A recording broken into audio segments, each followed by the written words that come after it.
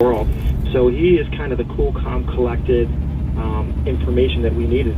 Tell us about the response. Word's been getting around. What are people saying? Oh, we've been getting calls from all over the country, different states.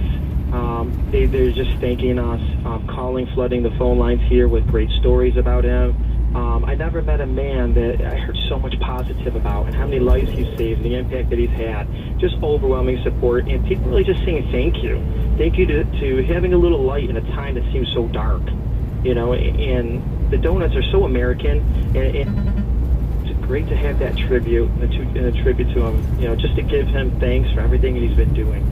Now, I understand that you're actually working to ship these Fauci-face donuts all over the country. How can people get into that? Well, you know, the calls are coming in, they're flooding in. We have a website at ddelight.com. We're working on finalizing some of the details as we speak, trying to get these donuts across the country. It's new for us, so, you know, we're doing some hurdles here and there, so we almost have it figured out. As soon as we do, those will be available pretty much anywhere in the country.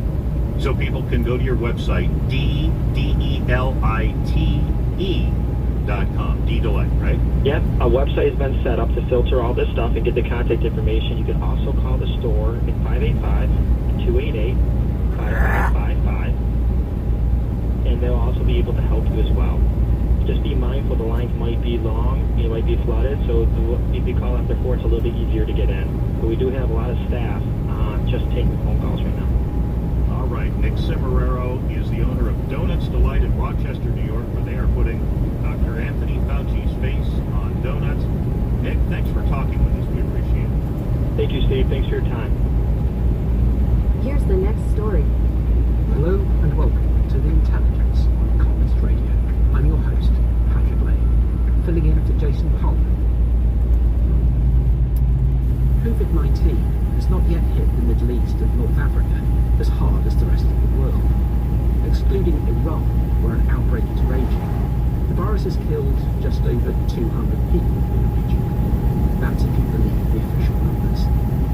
But countries are bracing themselves for an upsurge in cases. The immediate policy priority of the region is to protect the population from the coronavirus. The government should not spare any expense to ensure that health systems and social safety nets are adequately prepared to meet the needs of their populations. Arab leaders have been taking drastic steps to curb the spread of the coronavirus, imposing curfews, closing businesses, and quarantining cities. This is wise. Countries that delayed action were overwhelmed, but it's also troubling in a region where governments have long played on people's fears to justify authoritarian rule. Now, some of these regimes are clamping down in ways not seen in the West, and there are concerns that once the crisis is over, they won't be willing to loosen their grip. It's absolutely the case that governments all around the world are taking very robust measures, and that's a smart thing to do. We've seen what happens when countries delay action. Nick Pelham is Middle East correspondent at The Economist. So governments in the Middle East have been particularly keen to get off the mark early. Some of the measures we've seen have been so absolutely astonishing. In 2 miles, take exit B1 for I-90 West toward US 9, Albany. I guess that they're trying to prove that state security and authoritarian rule can actually deliver in times of danger like this, and they're trying to show that they can prevent the spiralling rate of infection in a way that perhaps lax democracies have failed to do and have allowed the virus to seep in. They're trying to show that their system works, and that authoritarian rule is really best for people of the Middle East. You say some of these measures have been astonishing. What exactly are we seeing in some of these countries? I mean, we've seen a sort of return to heavy emergency measures, in some cases sort of verging on martial law. Jordan has introduced a very draconian defence law which provides for enforcement of an absolute lockdown. Curfews brought in by sirens. We've seen very heavy restrictions on the media. There's been sort of round up people who are accused of rumour mongering in Morocco. In Egypt, they've been deploying the army to try and sanitise and disinfect public places, and we've really seen a kind of crackdown on all the mass protests that we were seeing that characterised much of the region from Algeria all the way over to Iraq and sort of via Lebanon. Those have pretty much fizzled out, so we're seeing really heavy security powers come in. They're unveiled as temporary, but they could be open-ended, and they could very much be serving broader agendas here on in. And along with those measures, have any of the region's government In half a mile, take exit B1 for I-90 West toward US 9, Albany. actually been exploiting the pandemic? There's certainly been accusations of such in Israel. The Prime Minister, Benjamin Netanyahu, who's in charge of the caretaker government after an inconclusive election, he's postponed all non-urgent court hearings, including his trial on corruption charges. His Take exit B1. loyal Speaker of the Knesset, Yuli Edelstein, prevented the formation of a committee which was overseeing the parliamentary agenda, in effect enabling Mr. Netanyahu to rule by decree, and indeed he's now Continue for 3/4 of a mile. resigned rather than enforce a Supreme Court order to reactivate the Knesset.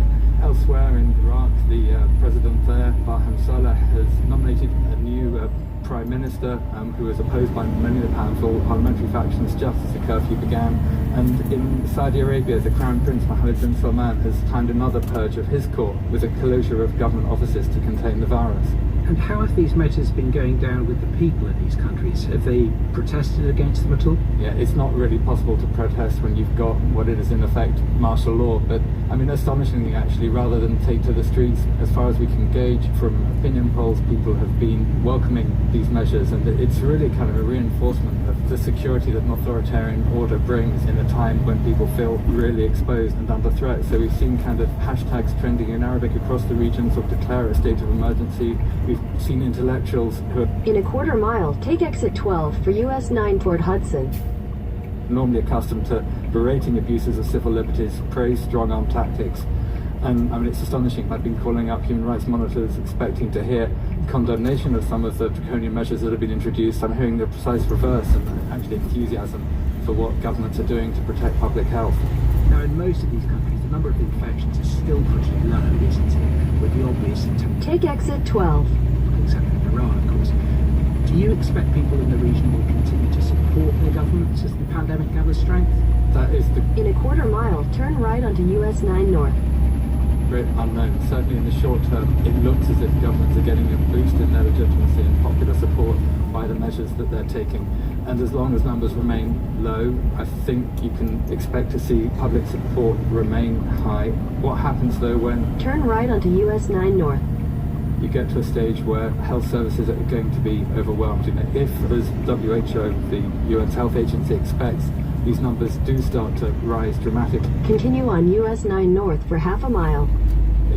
you've seen much less money go into public health and welfare than has gone into the security forces, and people are going to start asking questions about, you know, why, if these security measures fail, their government has done so little to protect them. In 1/4 mile, your destination will be on the left. It sounds as if healthcare systems might really be overwhelmed if COVID-19 starts to take hold. But what about the region's economies?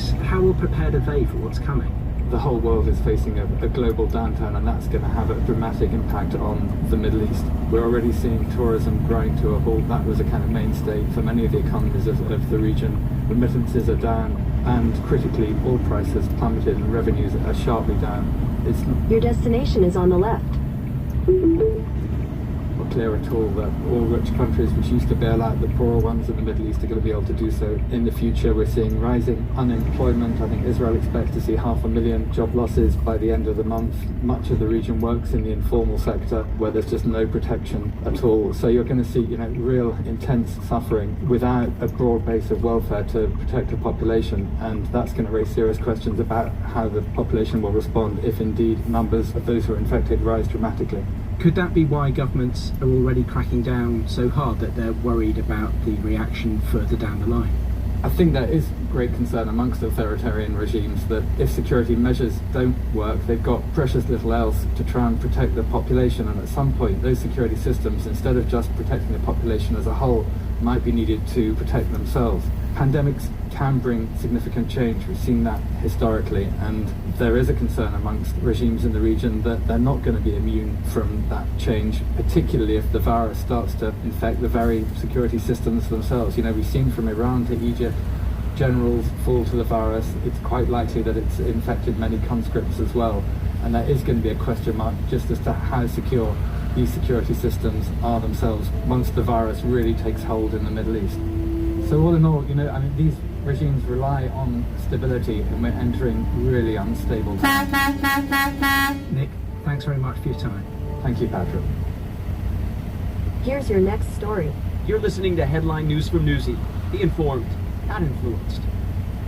Coronavirus cases are increasing in South America's most populous country, but Brazilian President Jair Bolsonaro says he wants to stop additional quarantine measures. He is wading into crowds at public markets and calling for regenerating the economy by opening schools and businesses. He is also ripping state governors, urging them to roll back isolation measures over what Bolsonaro has dubbed a little flu. According to Johns Hopkins, Brazil by Tuesday had more than 4,600 coronavirus cases. That was up from 2,400 6 days earlier. During that same time, deaths had nearly tripled to 170. Many of